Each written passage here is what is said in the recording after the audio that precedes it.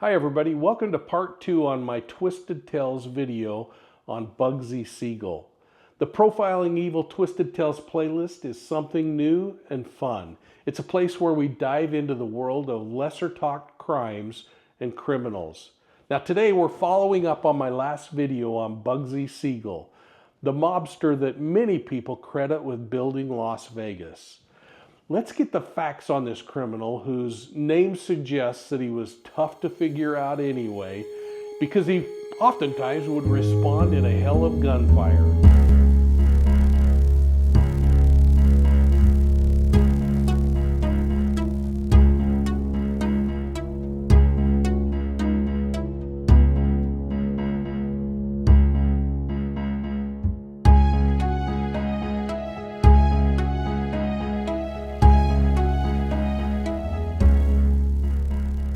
Well, I'm inside the Mob Museum in downtown Las Vegas, Nevada, and I'm heading downstairs now to the Speakeasy to meet with Museum Education Director Claire White. I hope you'll join me.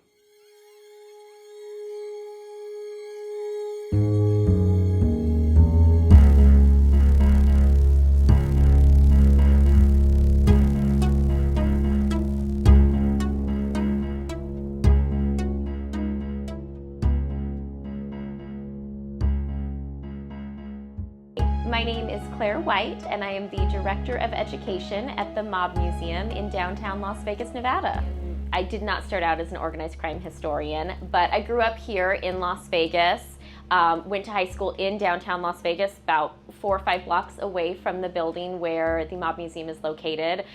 You know, and it is very hard to separate mob history from the history of the city of Las Vegas. I knew about those aspects, and then when I went off and began my professional career, I got interested in museums as well as American culture and American religion, and a lot of these things sort of influenced my path back to organized crime history.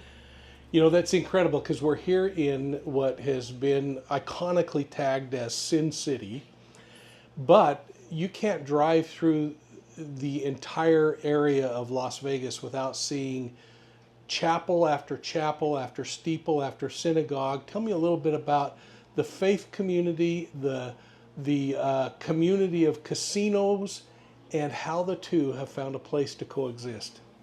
You know, one thing that I think does surprise people who have visited Las Vegas, especially if they are here for the sin, quote unquote, or the gambling, that we are a community like any other.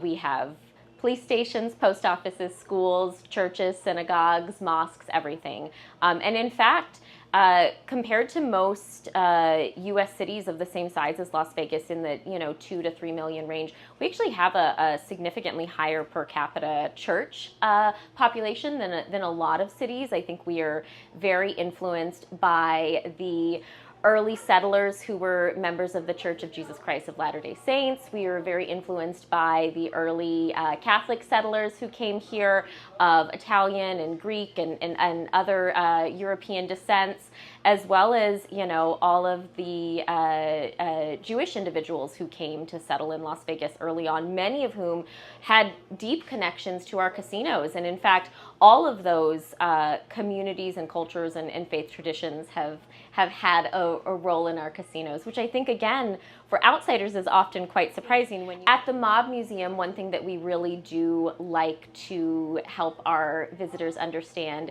is that grounding in our community. We are located in the original federal courthouse and post office, built in downtown Las Vegas, opened in 1933, when the city was still, a few thousand people, and we've grown out and around this area, but we are still so much grounded in our city's history. You know, I find it interesting that we're here in the Mob Museum, and we chatted a little bit about religion, but religion has played a lot into the lives of people who became mobsters. Maybe you could just share a little bit about that interesting dichotomy that they must feel as they make this decision to move from what their upbringing was to a life of crime. You know, one thing that I do think is very fascinating, and it's just human nature.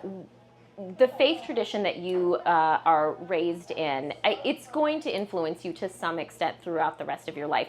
Even if you choose not to be a believer or an active practitioner later in life, this is something that does stay with us. It's foundational in the same way that all of the other values that your family sets up for you, whether those are cultural or manner related, all of those things influence us. And I definitely, when you're looking at organized crime groups like the Italian-American Mafia, like the Jewish mob, these are groups that are intrinsically connected to, in the case of Italian-Americans, Catholic traditions, in the case of Jewish mobsters, of course, traditions in Judaism. I think especially we often think of that connection between the mobster experience and religion with Catholics, but I actually think it's even more influential with Jewish mobsters.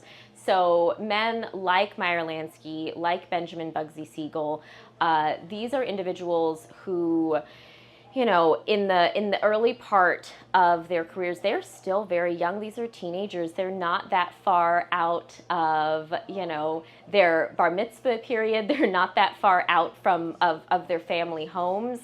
And there was definitely this sense of adhering to, you still follow certain familial traditions. You still maintain some of those traditional family values. And in particular, one thing that I find very fascinating about Jewish mobsters in the United States in like the 1930s and 40s was how committed they were to the war effort, World War II, and how committed they were to trying to stop any American-born Nazism. So, we have specifically in New Jersey and New York incredible examples of men like Meyer Lansky, of Abe Relis, others who are funding activities to stop any kind of Bund or Nazi demonstrations in New York City and Newark and other eastern cities. And as well as that, sort of over the years, giving to the cause of Israel. All of that, goes, it's interesting because you look at someone like Bugsy Siegel and you see that he did fund Jewish charity organizations, and you wonder, where did all of that money come from? Because we know that not all of that was legally gotten earnings.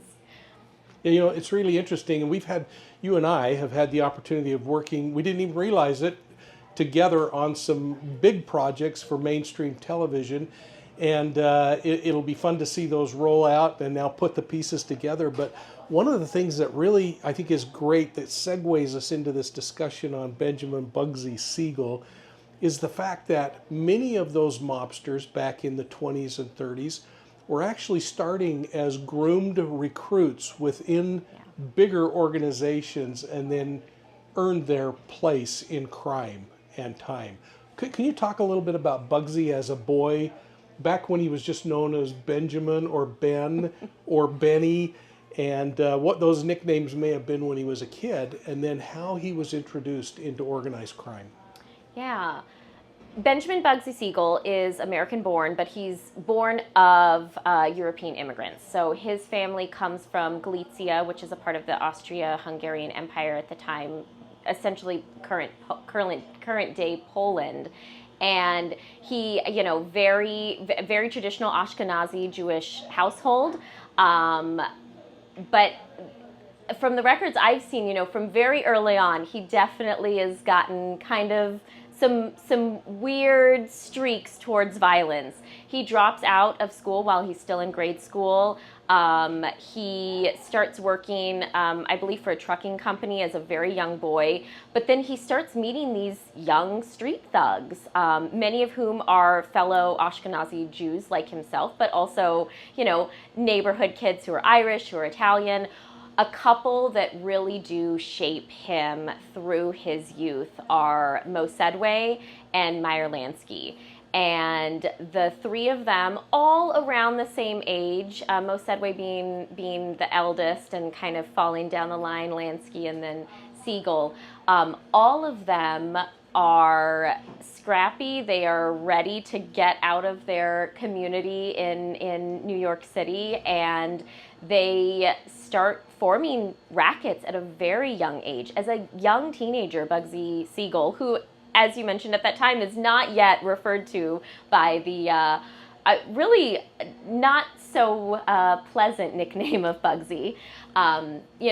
Benjamin Siegel at the time, he is already starting to extort other young men using protection rackets and very willing to use violence. The stories say that, he and Sedway and then later Lansky, if the young pushcart vendors would not participate in their protection racket, he was the one with the can of kerosene who was ready to burn down any pushcart not willing to participate. And, I think we so often look at the glamorized side of organized crime, and especially here in Las Vegas, it can be difficult to disconnect that legacy. You see a place like the Flamingo that to this day is a beautiful property. It's one of our oldest on the Strip, and yet it's a gorgeous building. You see that, that's something that Benjamin Siegel created. But what about all of the violent activities that get us there? And he does, as a teenager, he gains a reputation for being a little crazy, or a little Bugsy, as they would have said in the 20s. But Prohibition was the best thing that ever happened to organized crime. And that applies to Siegel, it applies to Lansky, it applies to so many mobsters around the country, because the United States in 1920 outlaws the manufacture, sale, and transport of alcohol, but it doesn't outlaw drinking. So if you are someone who still wants to drink, you just have to get someone Bugsy enough to sell it to you.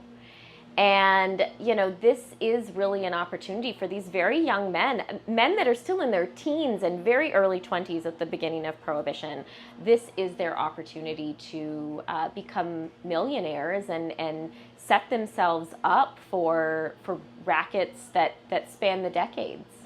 We often talk about, especially from a behavioral perspective, we talk about what motivates people to commit crimes, and sometimes the motivations go back to the simple analysis of Maslow's hierarchy of needs. And we fail to recognize that, but what I've found over the course of my career is that those who groom young criminals, like those who became mobsters, are really good at finding the right kind of psychopathy or personality that could do something like burn a house down because you don't pay what you're required to pay. What are some of your thoughts in that regard? I think that's so true. And at the Mob Museum, I think, we are not psychologists, we're historians. And so we don't delve a great deal into some of that in our exhibits. But you are so correct. To be the men who, at the beginning of Prohibition, are kind of at the top. So the Joe Mazzarias, the Johnny Torrios, the Arnold Rothsteins, to be those individuals, you had to figure out who is going to be my next generation, who is going to take over, who is going to be willing to participate in the street level violence that I have now kind of either decided I'm aged out of, or just am tired of doing myself. And the men, the young men that they recruit, like you said, these are men that without being an actual psychologist and without ever having had the opportunity to meet any of these individuals face to face, what we see is that they do display these characteristics that are often linked to criminal behavior. So, the dropping out, the not necessarily having strong relationship ties to their family, or having incomplete relationship ties, being very strong to the mother but not the father, or coming from a broken home and only having a small part of that extended family. Having the experience of being an immigrant and being separated from your ancestors, I think is also very challenging. And so you pick first these individuals who are poor, who are socially isolated in some way or another, but then also show these violent tendencies. Don't have any qualms about punching another newspaper boy in the face. don't have any qualms about setting fire to someone's push cart, shoe shine box, their actual house. And, you know, the truly, I think the generation before these individuals, so again, you know, your Joe Mazzarias, your Sal Maranzanos, and Arnold Rothstein, all of them knew how to pick out and how to recruit young people who didn't necessarily have the same aversion to violence that many people do. Most people do. Yeah.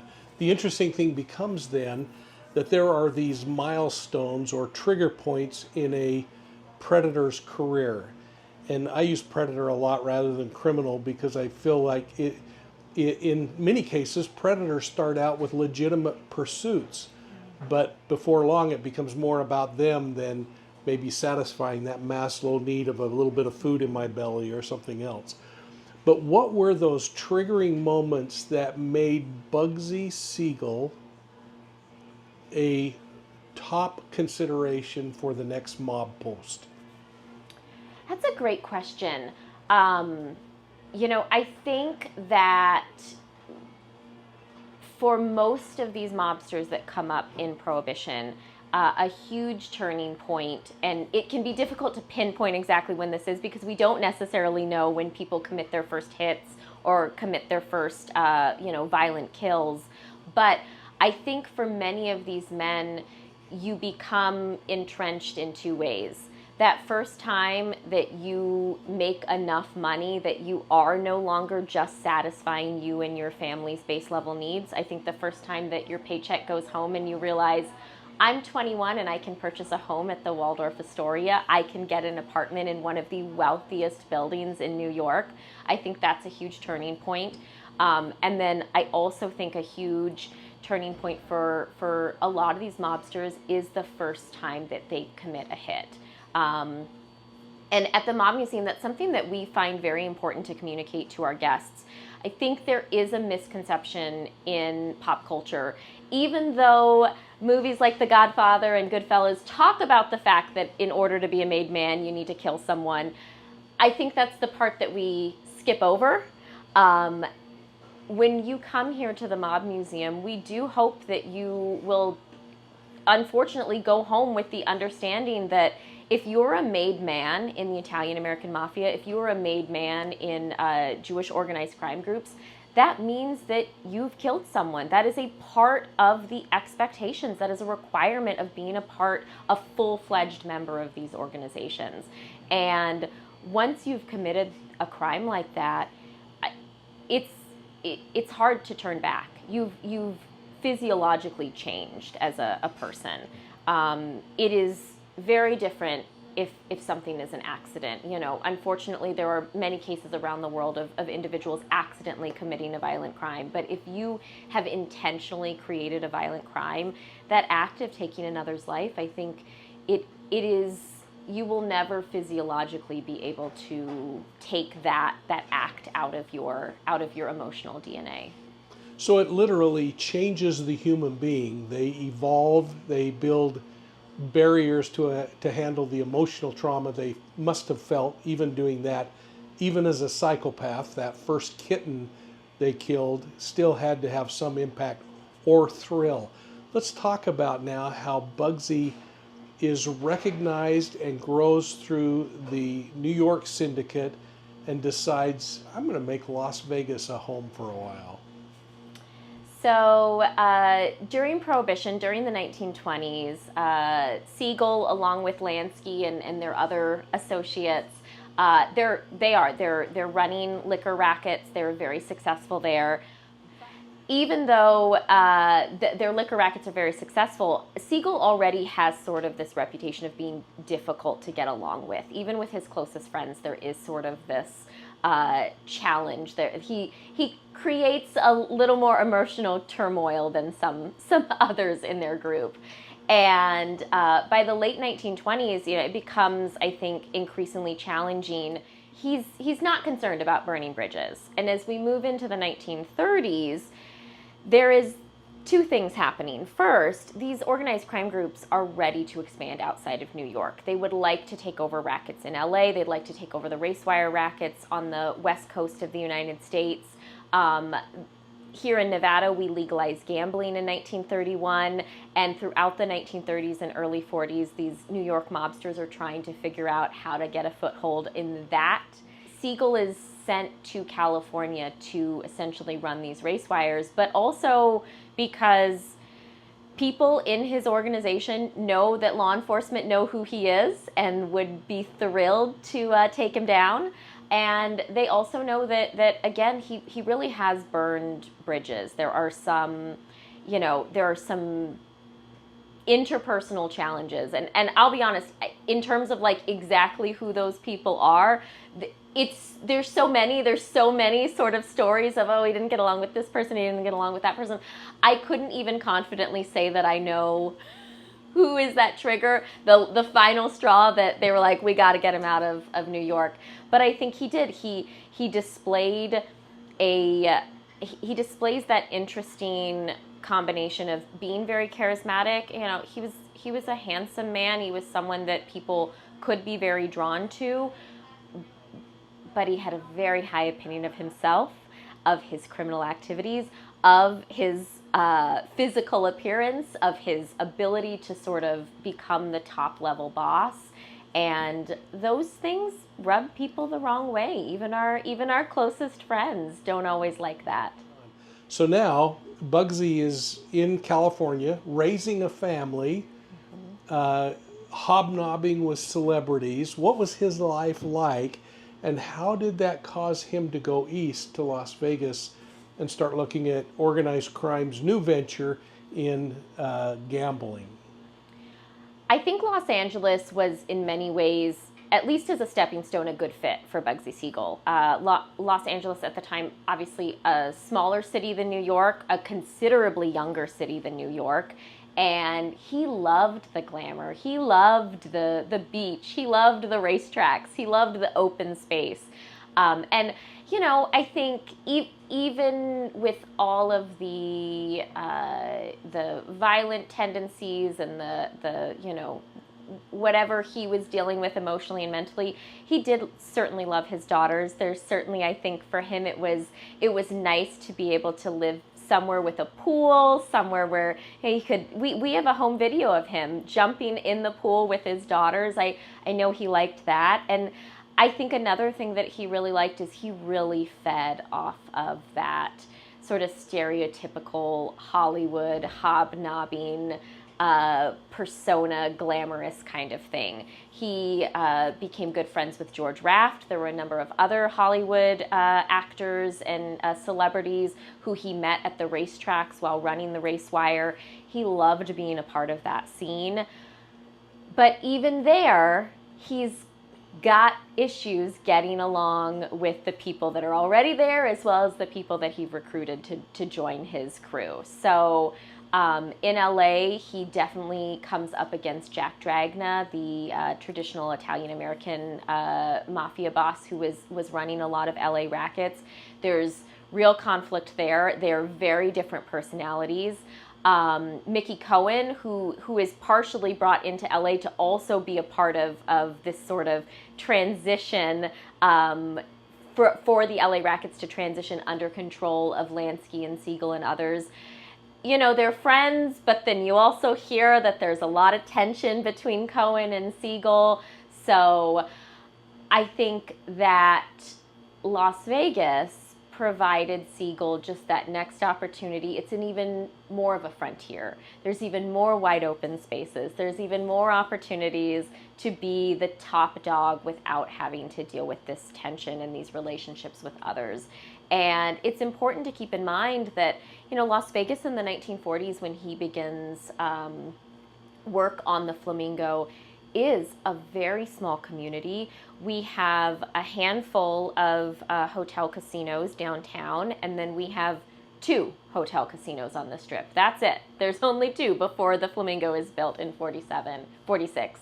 And Siegel, I think, realizes that this could be his opportunity to be a trailblazer, that it isn't necessarily his strong suit to get along in these larger organizations. So if he can build a legacy and an empire for himself in a town that does not yet really have organized crime interests outside of small individuals, that this is somewhere that he can really excel.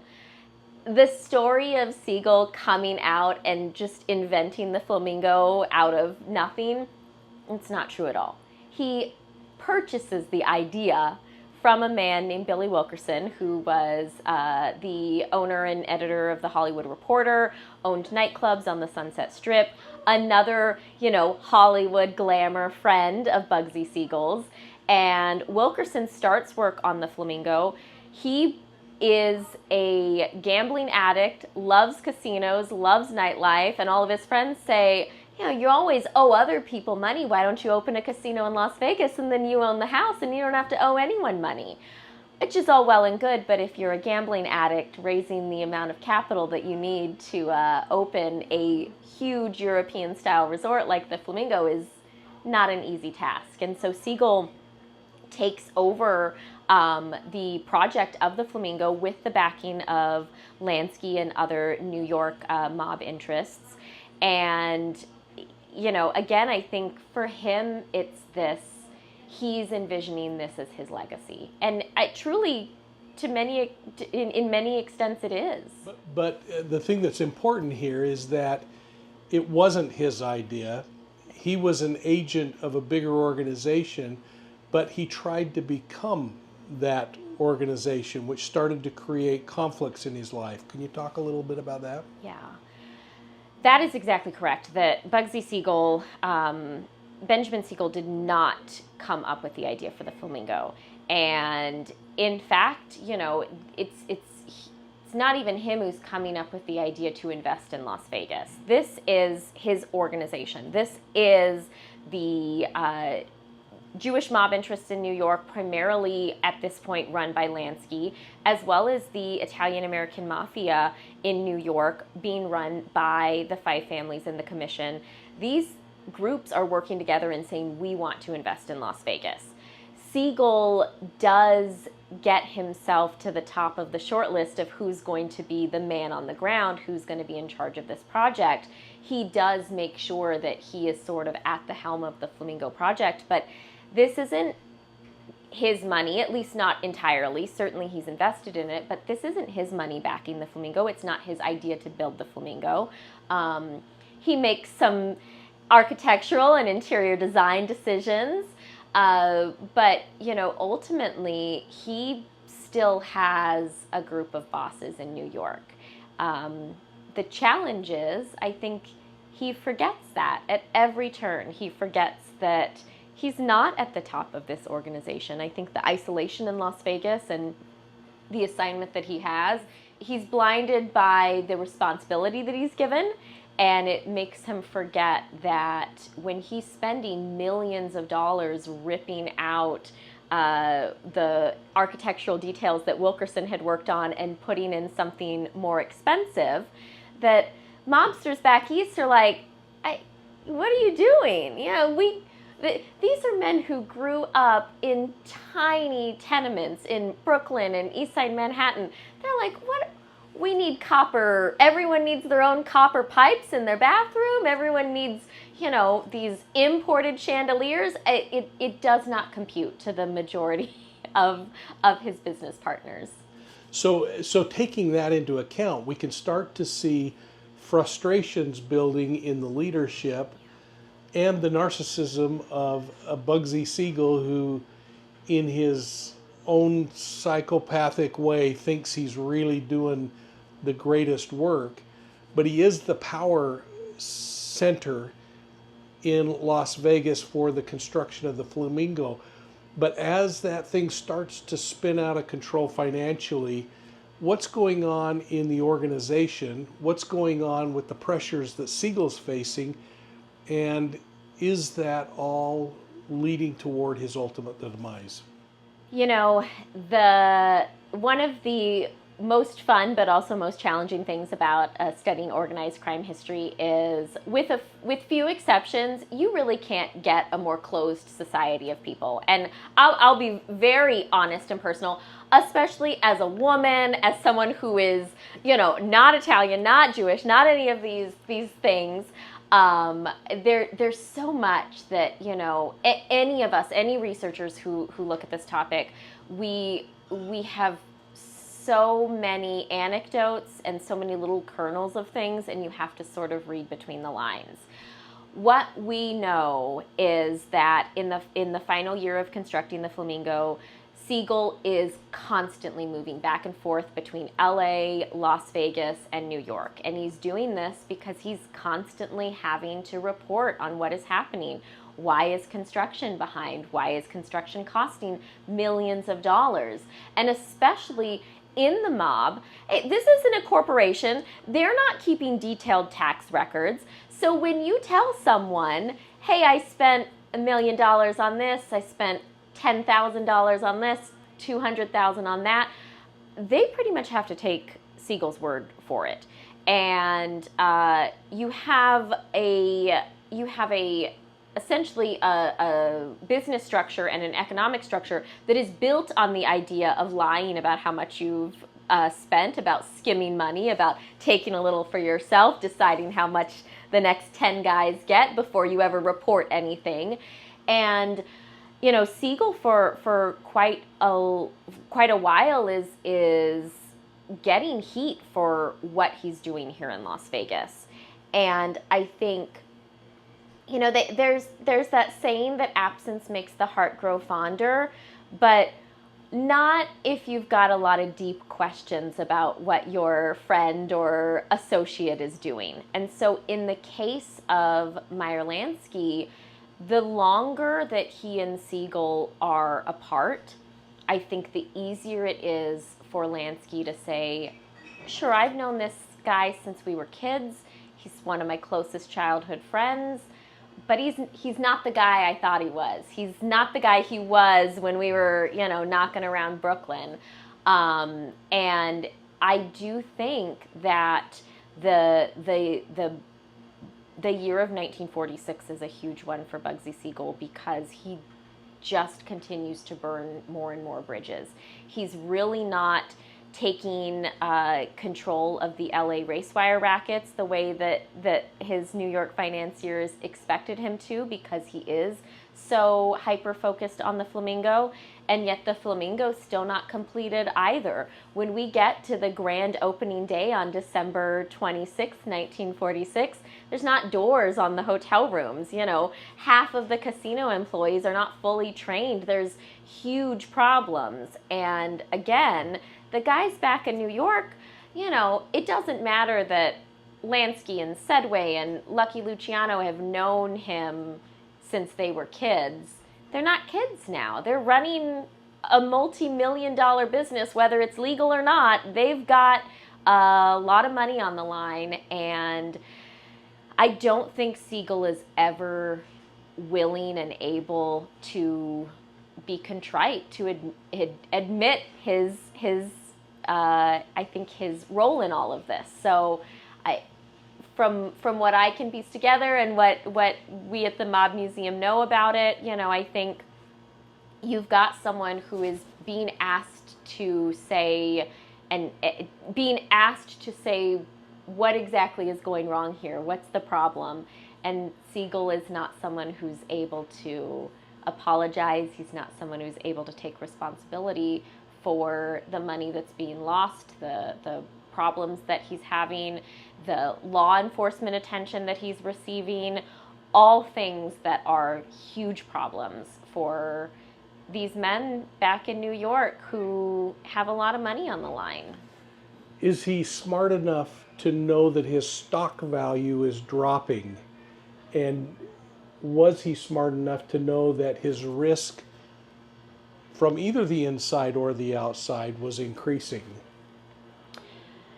Siegel, in his last few months before his murder, there's stories of him telling friends and associates, that he does have some concerns, that he's definitely concerned about his role in the organization. He's concerned about his place in LA, as well as his place in the larger organized crime hierarchy.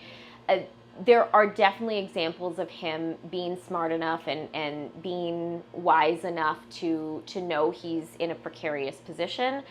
I don't know that he ever makes any changes in those final months that have any impact on his final outcome. Were there other things that he was doing outside of the Flamingo that would have been causing, and the growing distrust that the leadership had, that would have led toward his eventual death? There is, throughout the construction project of the Flamingo, there is concerns by Lansky and others that Siegel is skimming more money than he should be or was told he could. There's definitely immediate concerns that he is over-reporting what his expenses are in order to take advantage of the money financed into the Flamingo. I think that's a major part. I also think that his girlfriend at the time, Virginia Hill, their relationship is something that definitely contributes to some of the bad blood. And this is because Virginia Hill is very connected to Chicago organized crime.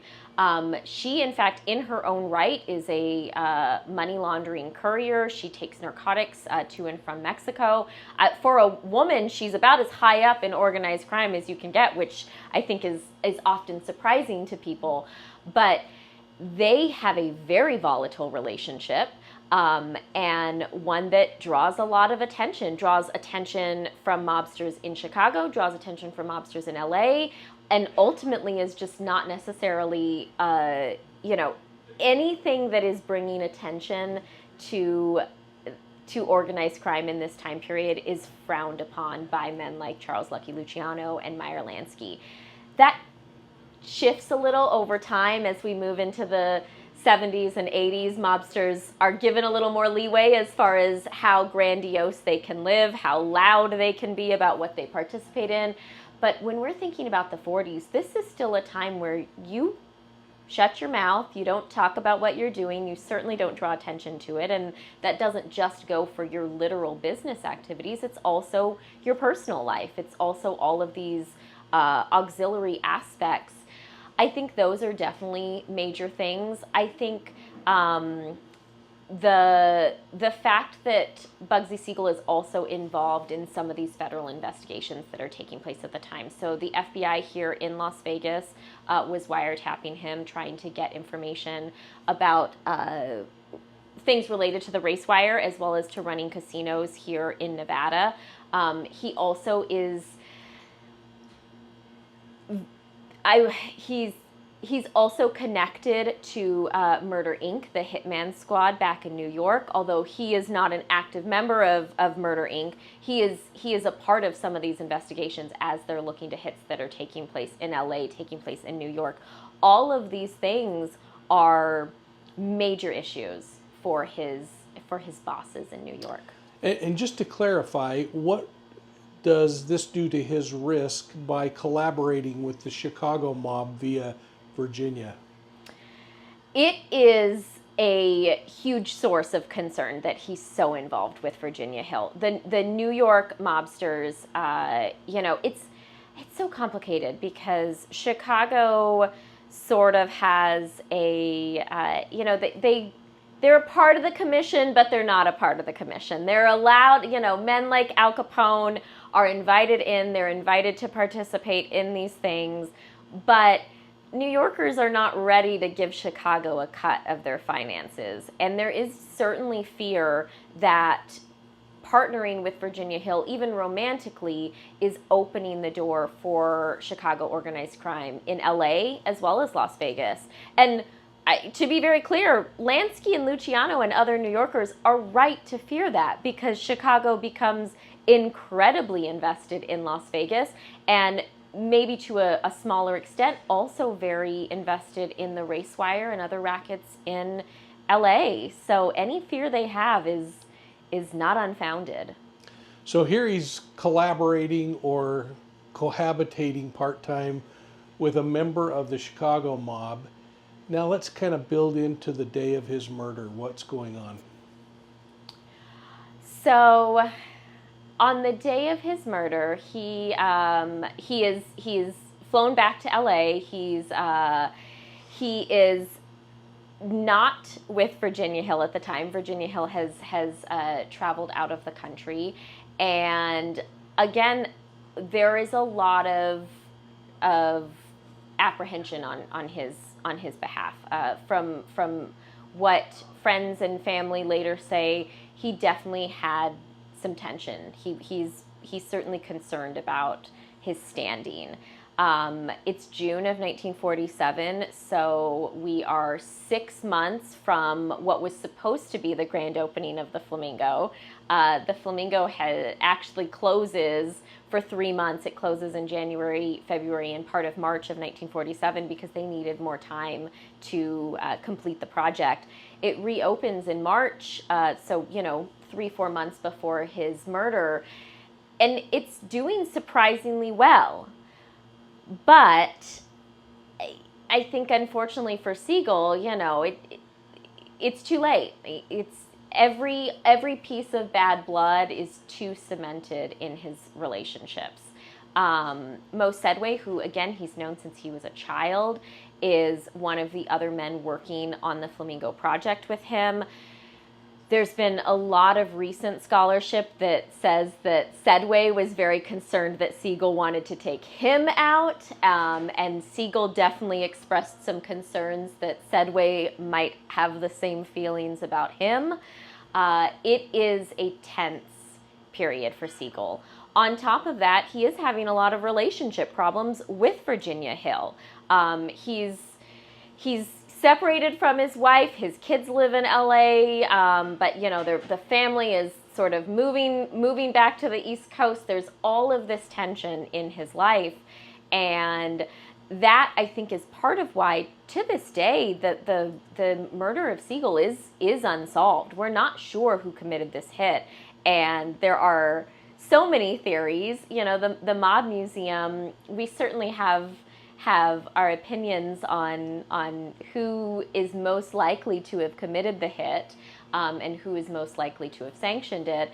But to this day, you could get a room of 10 organized crime historians together, and all 10 of them will have a slightly different opinion on what happened.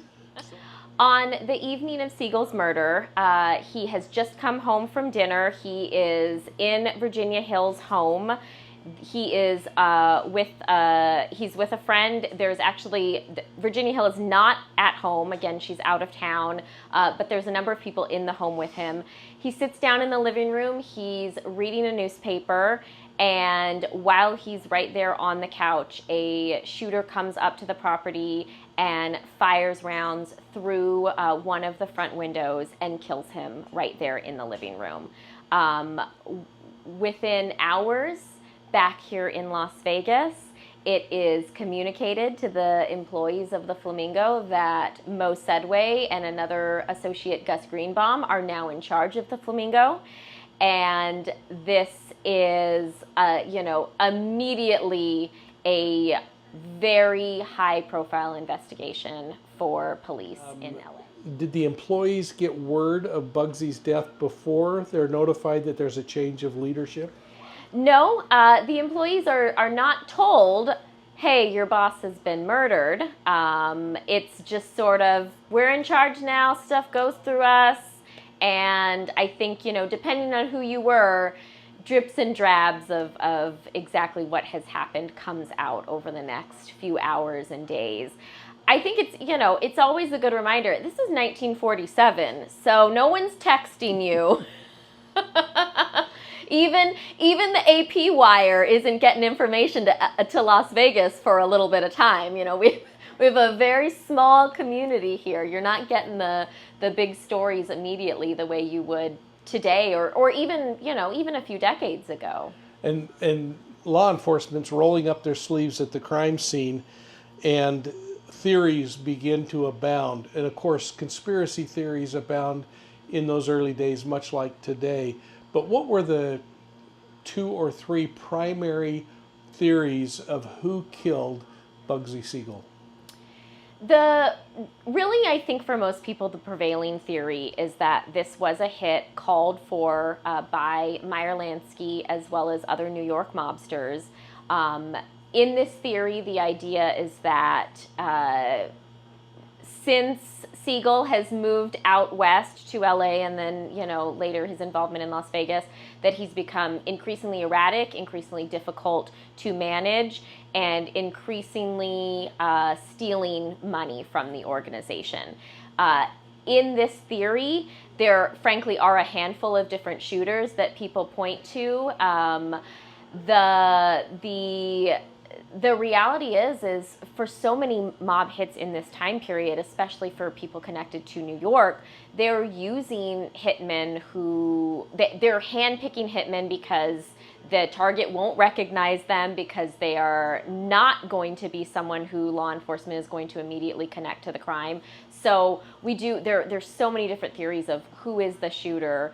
I think another important prevailing theory is the idea that, this wasn't actually sanctioned by Lansky and Luciano and others. And in this theory, the idea is that, Meyer Lansky had known Siegel since they were teenagers, very young teenagers, children actually.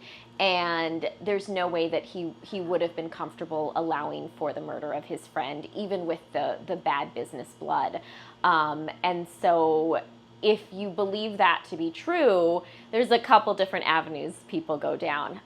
One of which being that his death is connected to the rivalry between him and Jack Dragna, that this was not sanctioned by the commission, but that it is still other Italian-American mafia groups that are hoping to get rid of Siegel.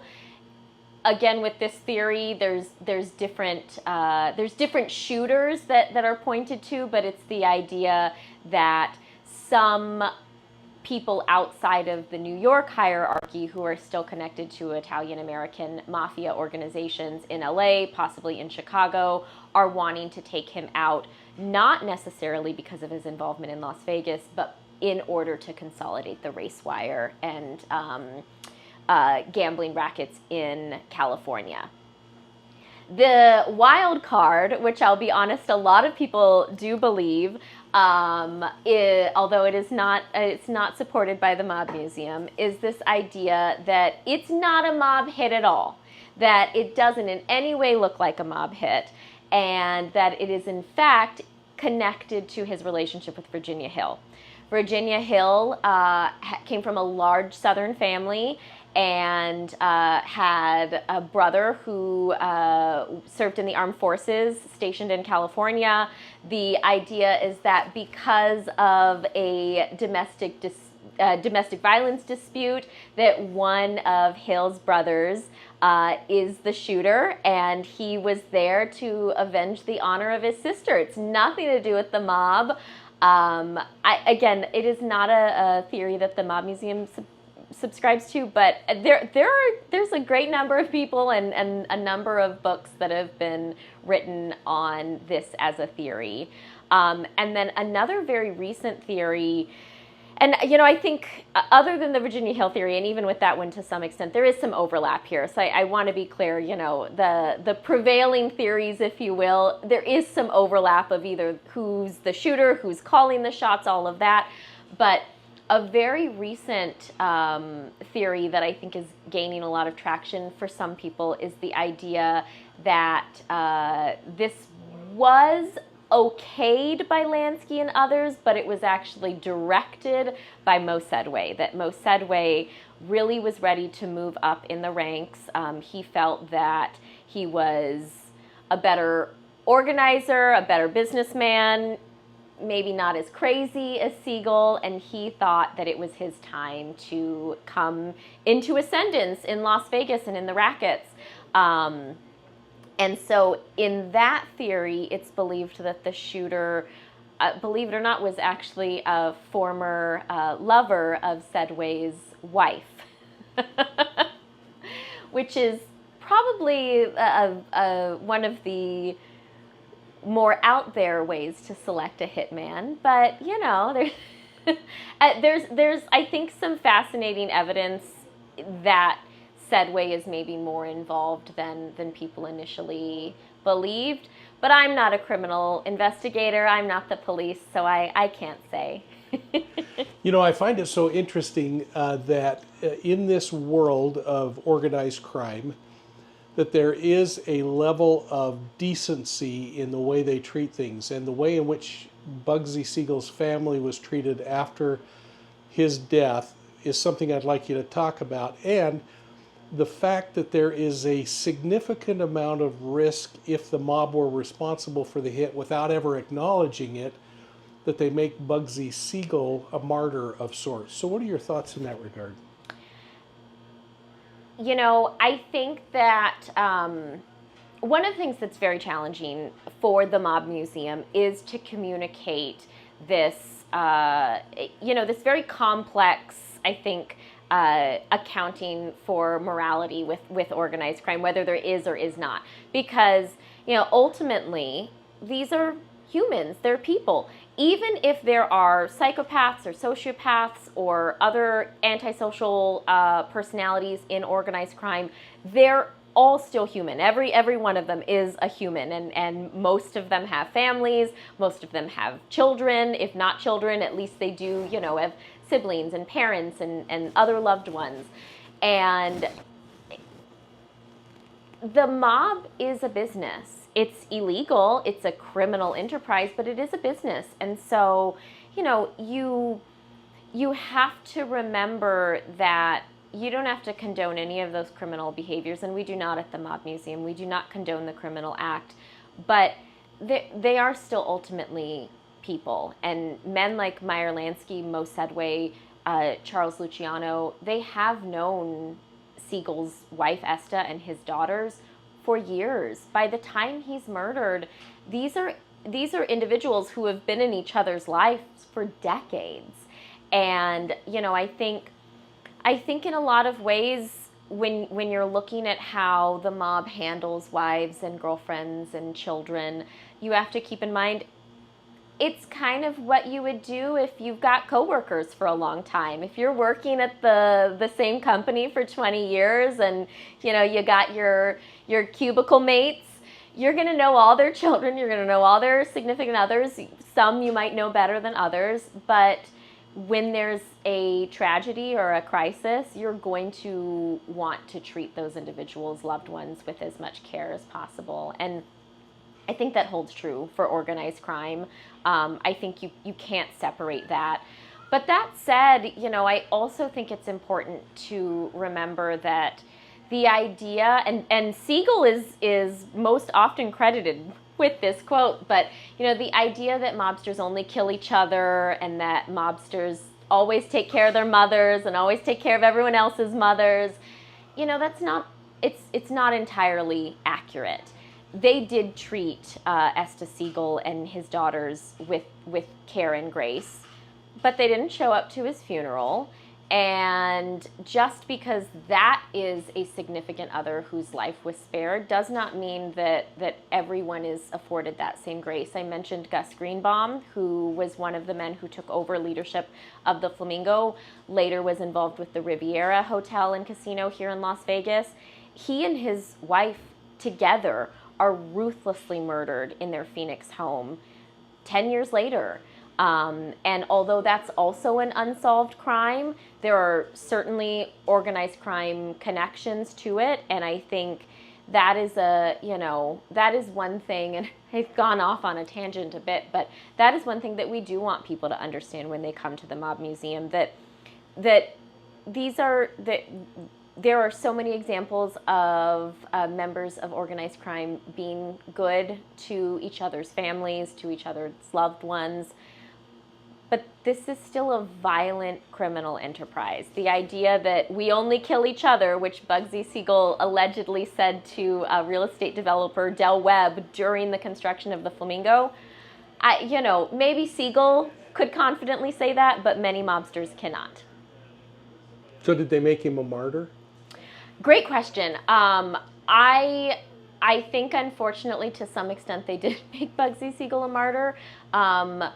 Martyr may be a strong word, but they definitely created for him a legacy that I don't think he would have maintained had he lived longer.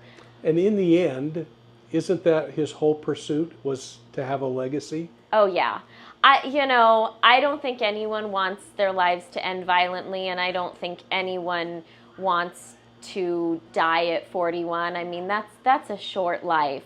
But Bugsy Siegel made it to the top pantheon of mob history, and I'm not sure he would have done that otherwise. I think if you are looking back on what Bugsy Siegel's goals were, I think a early death definitely helped him accomplish some of those, yeah.